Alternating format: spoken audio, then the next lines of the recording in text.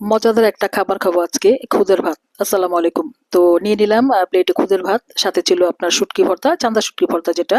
কে কে খান জানাবেন। এখানে আছে আপনার বেগুন ভর্তা, আর ওখানে নিয়ে নিছে আবার আপনার পেঁয়াজ কলি দিয়ে চিংড়ি। তো ভর্তাটা আসলে মূলত খাবো এখানে, দেখতে থাকেন কি পরিমাণ লোকমা দিয়ে আমি খাই।